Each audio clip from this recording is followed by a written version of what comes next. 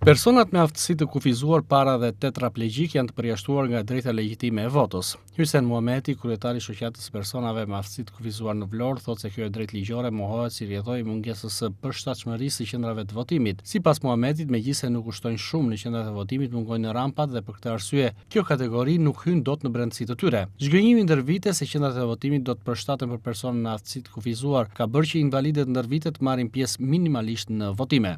Ne kemi folur për përshtatshmërinë në vazhdimsi, kemi në 20 vjet që flasim, por është e njëjta gjë, e njëjta situatë.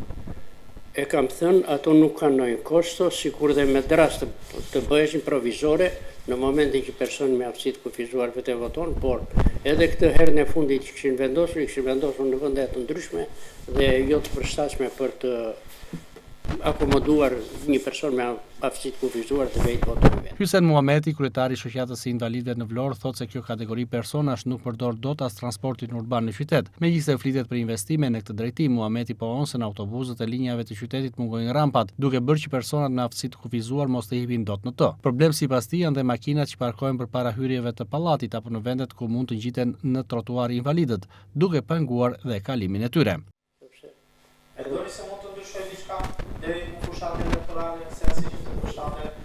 Po, fushatat elektorale ne i dim se sa rëndësi kanë për momentin, po pasandaj çdo gjë kalon në normalitet edhe kaq.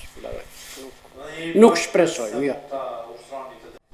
Në qoftë se do shikojmë në zgjedhjet e fundit, nuk kanë votuar persona me aftësi të kufizuar.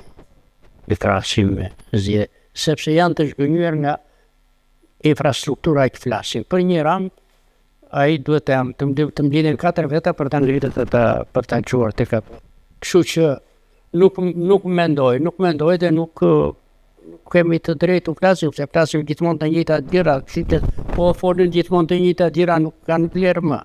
Në zgjedhjet e pjesme të 9 nëntorit, të cilat u zhvilluan për Bashkinë e Vlorës pas dorëheqjes së Ermal Dredhës, nga 400 persona me aftësi të kufizuar kanë votuar vetëm 2 të tillë.